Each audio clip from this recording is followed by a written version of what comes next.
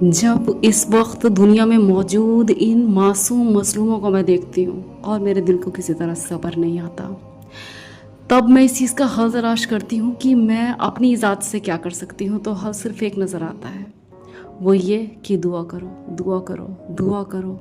लेकिन फिर कुछ तस्वीर और कुछ जुल्म ऐसे सामने आते हैं कि दिल करता है या अल्लाह, काश के दुआ के सिवा भी हम कुछ कर सकते। जब इन आँखों ने इनके लिए रोना नहीं छोड़ा और हाथों ने दुआ करना नहीं छोड़ा, अल्लाह ताला ने मेरे दिल के सुकून के लिए इस आयत की तफसीर को मेरे सामने किया और मैं फिर दुआ मांगने लगी कि अल्लाह करे कि ऐसा ही हो जैसी तफसीर में मैंने पढ़ा। उस वक्त आपके साथ यानी हज़रत ईसा अलैहिस्सलाम के साथ उस वक्त 12 या 13 या ज़्यादा से ज़्यादा 17 आदमी थे।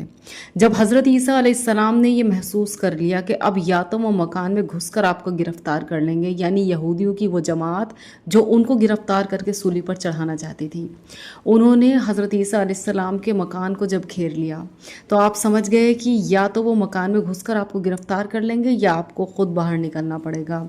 तो आप अलैहिस्सलाम ने अपने सहाबा से फरमाया, तुम में से कौन इस बात को पसंद करता है कि उस पर मेरी मुशाबहत डाल दी जाए, यानी उसकी सूरत अल्लाह ताला मुझ जैसी बना दें और वो उनके हाथों गिरफ्तार हो और मुझे अल्लाह मुखलिसी दे, मैं उसके लिए जन्नत का जामिन हूँ। ये सुनकर एक नौजवान ने कहा, मुझे ये मंजूर है। लेकिन हज़रत ईसा अलैहिस्सलाम ने उन्हें इस काबिल न जानकर दोबारा यही कहा, तीसरी दफ़ा कहा, मगर हर मर्तबा सिर्फ यही तैयार हुए। अब आपने भी मंजूर फरमा लिया और देखते ही देखते उसकी सूरत कुदरतन बदल गई। बिल्कुल ये मालूम होने लगा कि हज़रत ईसा अलैहिस्सलाम यही हैं और छत की तरफ रोज़न नमूदार हो गया और हज़रत ईसा अलैहिस्सलाम पर ऊँग की हालत तारी हो गई और इसी तरह वो आसमान पर उठा लिए गए, जैसे कुरान करीम की सूरह आल इमरान की आयत नंबर 55 में है।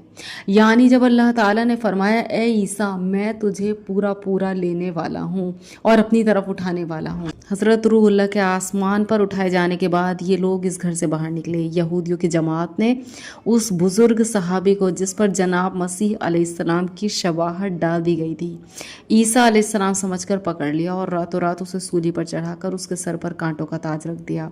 अब यहूद खुशियां मनाने लगे कि हमने ईसा बिन मरियम अलैहिस्सलाम को कत्ल कर दिया। और लुत्फ ये है कि ईसाइयों की कमअक्ल और जाहिल जमात ने भी यहूदियों की यहाँ में हाँ मिला दी, अलावा उन लोगों के जो मसीह अलैहिस्सलाम के साथ उस मकान में थे और जिन्हें यकीनी तौर पर मालूम था कि मसीह अलैहिस्सलाम आसमान पर चढ़ा लिए गए हैं।